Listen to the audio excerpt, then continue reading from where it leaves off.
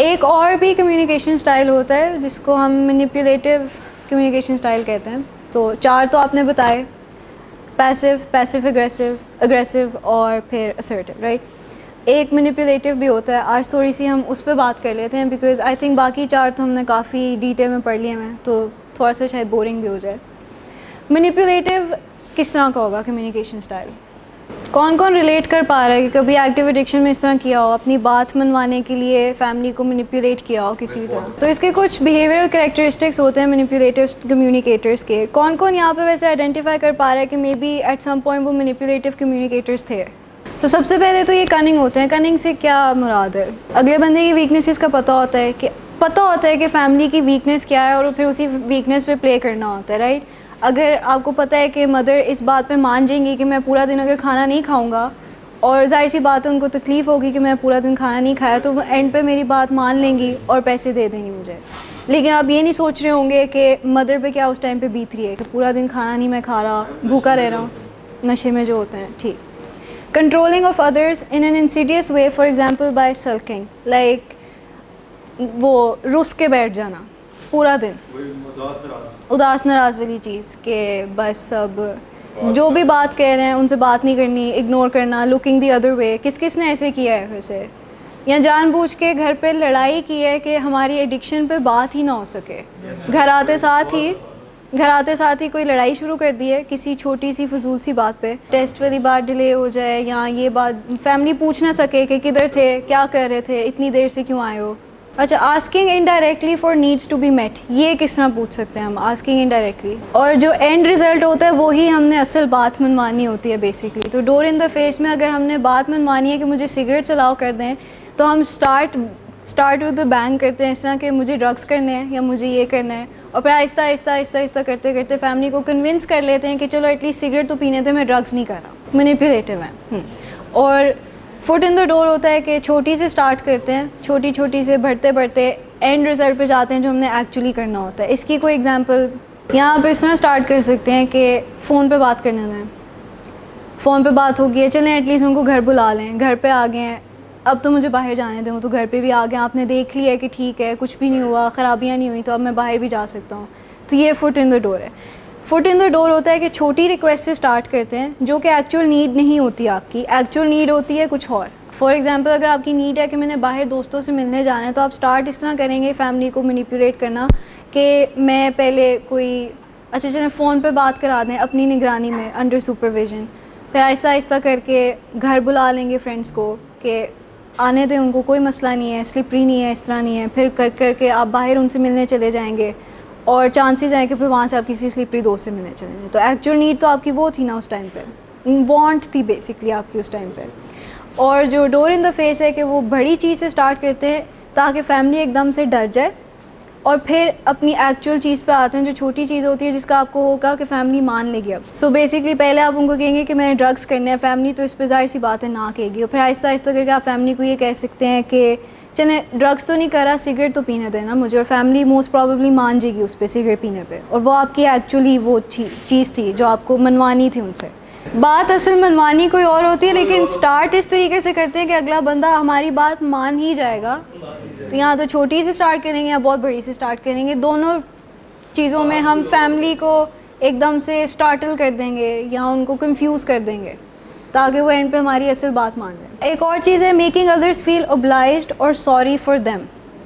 आपका बिहेवियर इस तरह का होता है, विक्टिम स्टांस में आ जाते हो कि अगला बंदा वाकई पर आपके लिए सॉरी फील करना शुरू हो जाता है। यहाँ पे एक्टिव एडिक्शन में बहुत ज़्यादा विक्टिम रोल होता है कि आपकी वजह से ऐसे हुआ, मुझे प्यार नहीं मिला, मुझे स्ट्रेस बहुत ज़्यादा है, मैं स्ट्रेस को टॉलरेट नहीं कर सकता इसलिए मैं ड्रग्स कर रहा हूँ। इस टाइप के काफ़ी विक्टिम स्टांस होते हैं कि उसने मेरे से अच्छे तरीके से बात नहीं की, मेरा रिलेशनशिप नहीं अच्छा चल रहा।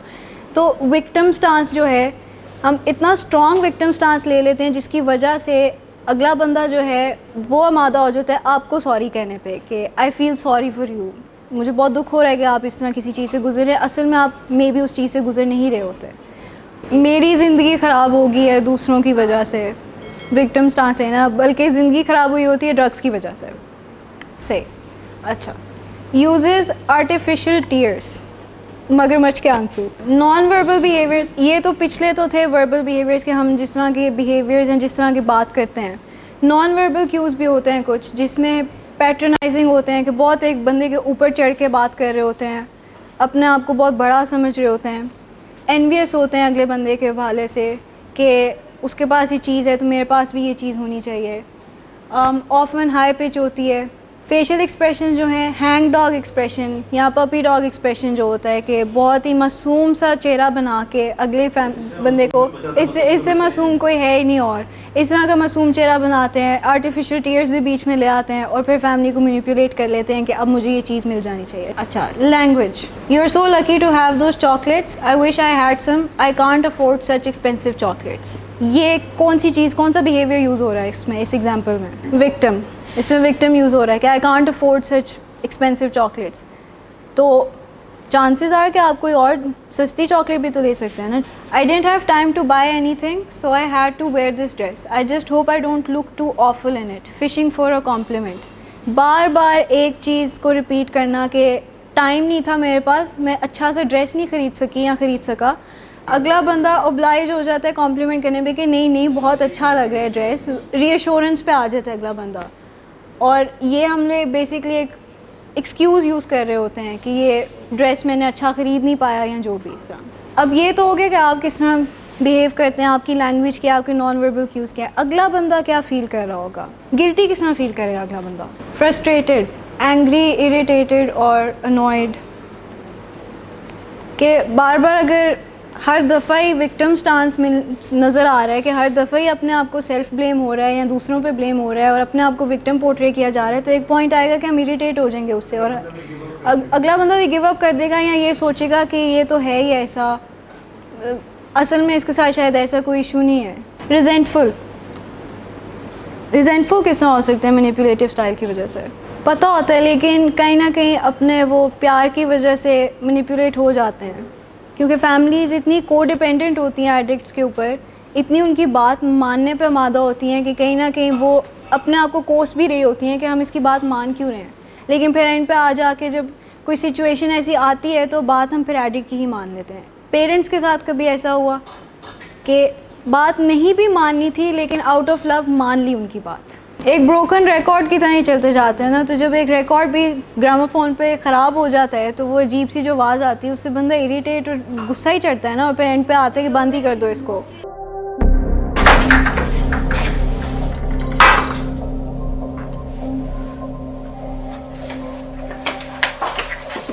आज फिर भी कराया नहीं तो इन बच्चों का ही ख्याल कर लो। बंद करो तुम अपनी बकवास। लेकिन तुम अपनी घटियार को तो सिर्फ बाज मत आना। तुम हो ही घटिया इंसान। तुम होती कौन हो मुझे रोकने वाली? तुम्हारे बाप के बाल की पीता हूं क्या? शराब नोशी की वजह किरदार की खराबी नहीं, मूड की खराबी है। शराब नोशी कभी भी नशे की बीमारी में बदल सकती है। नशे की बीमारी हर स्टेज पर काबिले इलाज है। मदद हासिल कीजिए, क्योंकि वो ऐसा नहीं करेगा। विलिंग वेज से मदद हासिल कीजिए, कहीं से भी मदद हासिल कीजिए, लेकिन फौरी मदद हासिल कीजिए। जिस मुआवजे के इंतजार में आपने बहुत देर कर दी, अब वो दस्तक दे रहा है। मदद हासिल कीजिए, मदद हासिल कीजिए, मदद हासिल कीजिए।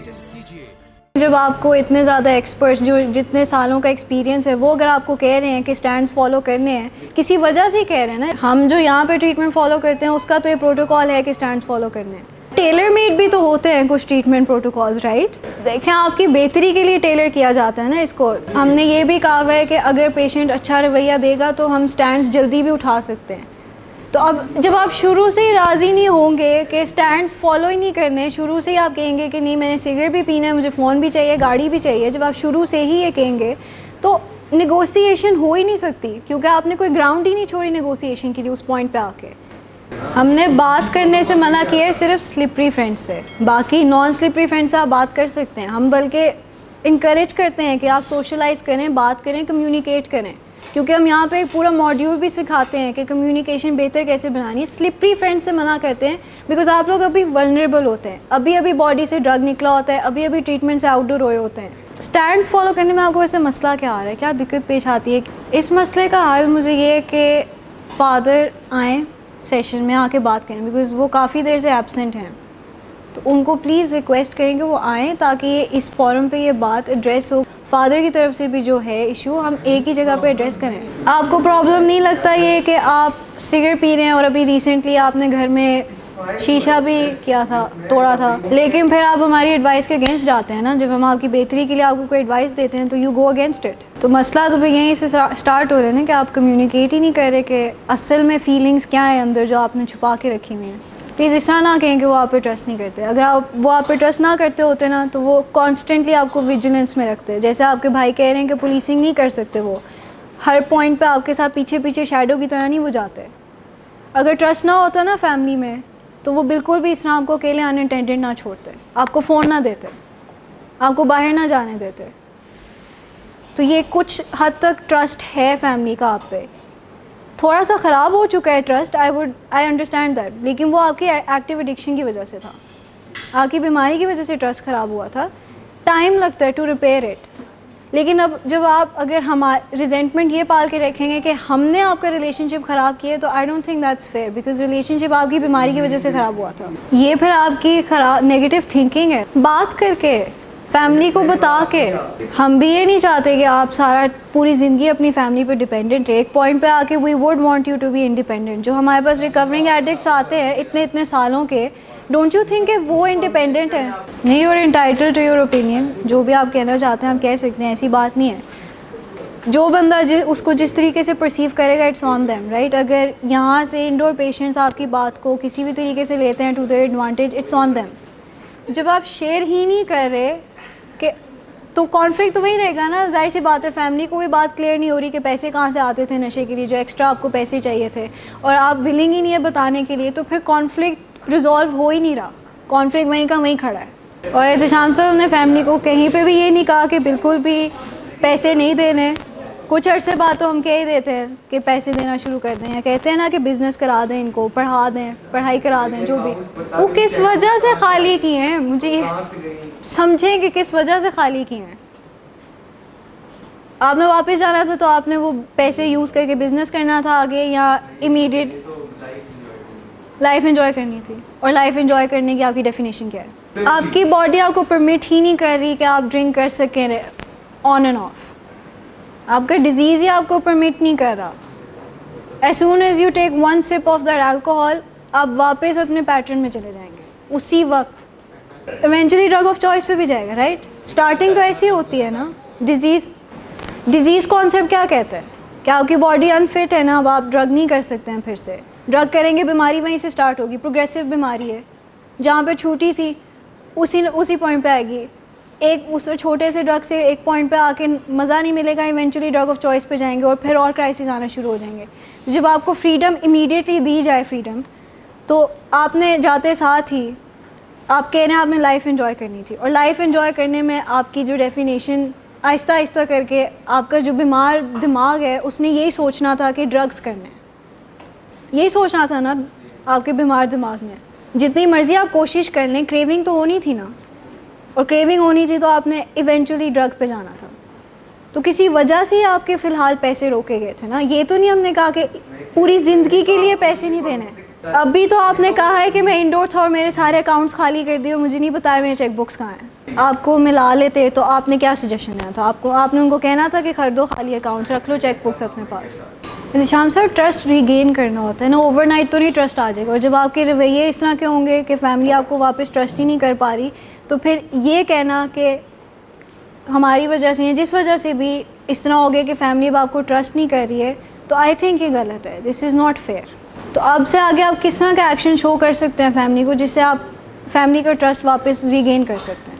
कोई एक आपके दिमाग में एक्शन हो। सिगरेट से एब्सटेन करना, ड्रग से एब्सटेन करना, तो ये आपकी रिकवरी का प्री रिक्विजिट है। ट्रस्ट रीगेन करना, शेयरिंग करनी पड़ेगी। आमिर साहब ने सबसे अच्छी बात की है, कम्युनिकेट करना। आप बहुत सी चीज़ें अपने अंदर रखते हैं और कम्युनिकेट नहीं करते, और जब वो कम्युनिकेट नहीं हो रही होती तो मिसअंडरस्टैंडिंग्स आना शुरू हो जाती हैं। तो इत्तिशाम साहब, मेरा आपके लिए एडवाइस ये होगा कि प्लीज़ स्टार्ट कम्युनिकेटिंग। जो आपने कम्युनिकेशन एकदम से बंद कर दिया है ना, मसले की जड़ यही स्टार्ट हो रही है, यहाँ से रूट यहाँ से आ रही है। कम्युनिकेट करें, अपनी जो भी रिजेंटमेंट्स हैं, जो भी फीलिंग्स हैं, जो कुछ भी है, प्लीज़ कम्युनिकेट करें फैमिली को। लेकिन शादी करके भी मसलों का हल नहीं निकलेगा। इल्ज़ाम साहब, इधर इस फोरम पे हम क्यों बुलाते हैं फॉलोअप्स पे, कि जो भी आ रही हैं आपको जो भी फील हो रहा है यहाँ पे ओपनली डिस्कस करें, क्योंकि हम काउंसलर्स भी होंगे, फैमिली भी होगी, आप भी होंगे।